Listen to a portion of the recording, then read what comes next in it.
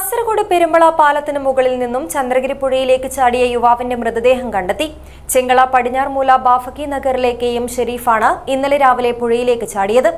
വെള്ളിയാഴ്ച രാവിലെയും തുടർന്ന തിരച്ചിലിൽ 9:30 മണിയോടെ പെരുമ്പള പാലത്തിന് സമീപത്ത് പുഴയിലാണ് മൃതദേഹം കണ്ടെത്തിയത്. ചന്ദ്രഗിരി പുഴയിൽ നടത്തിയ മണിക്കൂറുകൾ നീണ്ട തിരച്ചിലിനൊടുവിലാണ് കാണാതായ KM ഷെരീഫിന്റെ മൃതദേഹം കണ്ടെത്തിയത്.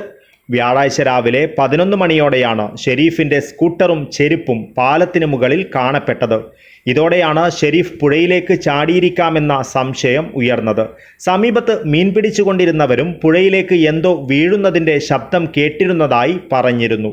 വിവരമറിഞ്ഞ് നാട്ടുകാരും സ്ഥലത്തെത്തിയ ഫയർഫോഴ്സും തിരച്ചിൽ ആരംഭിച്ചു.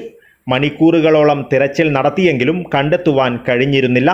വെള്ളിയാഴ്ച രാവിലെ തിരച്ചിൽ പുനരാരംഭിച്ചപ്പോഴാണ് ചെരുപ്പും സ്കൂട്ടറും കണ്ടെത്തിയ പെരുമ്പള പാലത്തിന് സമീപത്തായി പുഴയിൽ നിന്നും 9:30 മണിയോടെ മൃതദേഹം കണ്ടെത്തിയത്.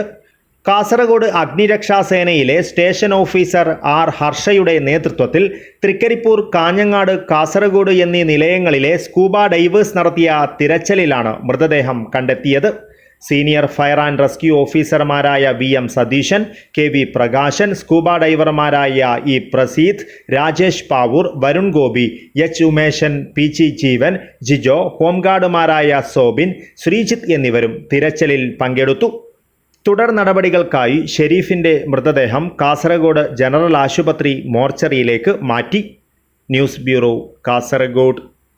TVS നാമൻസ് ഓട്ടോമൊബൈലിലൂടെ സ്വന്തമാക്കൂ പുത്തൻ അപ്പാച്ചെ സീരീസിലെ പുതിയ മോഡലുകളായ 160 RR 310, RTR 310 എന്നീ പുതിയ മോഡലുകളിലുള്ള ബൈക്കുകളുടെ ബുക്കിംഗ് ആരംഭിച്ചിരിക്കുന്നു. നിങ്ങളുടെ വാഹന സ്വപ്നങ്ങൾക്ക് Namans automobile LLP, TVS authorised main dealer, Nullippady, Kasaragod.